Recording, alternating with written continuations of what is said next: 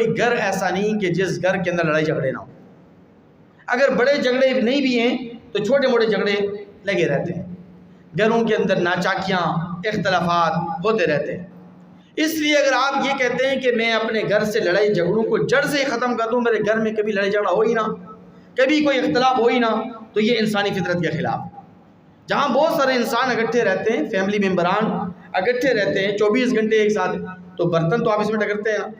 تو جس طرح برتن گھر میں برتن آپس میں ٹکرتے ہیں تو انسان بھی آپس میں ٹکرتے ہیں، اختلاف رائے ہو جاتا ہے، لڑائی جھگڑے ہو جاتے ہیں.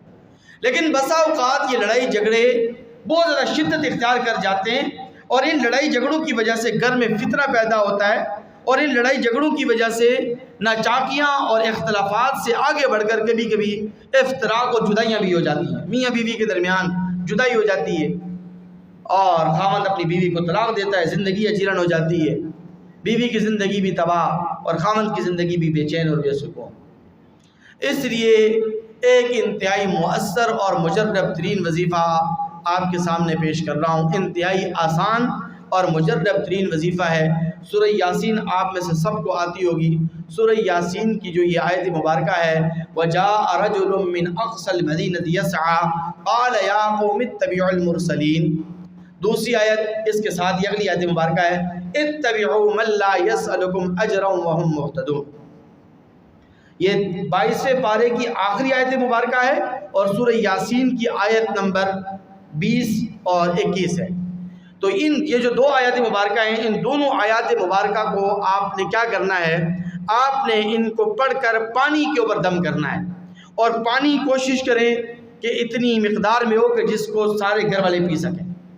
آپ کو اندازہ آئیڈیا ہوگا کہ آپ کے گھر میں کتنے ممبران ہیں، آپ کے فیملی ممبران کتنے ہیں، تو اس کے مطابق آپ پانی کی مقدار پر یہ دونوں آیات مبارکہ پڑھ کر دم کریں. ایک دفعہ پڑھ لیں، ضروری ہے 10 دفعہ یا 100 دفعہ پڑھیں، ایک ہی دفعہ پڑھیں، اور اس نیت کے ساتھ پڑھیں کہ یہ جو میں آیت مبارکہ پڑھ رہا ہوں، اس آیت مبارکہ کی برکت سے اللہ تبارک و تعالی ہمارے گھر میں باہمی اتحاد اور اتفاق پیدا فرمائے، لڑائی جھگڑے ہمارے گھروں سے ختم ہو جائیں، فتنہ گھر سے ختم ہو جائے.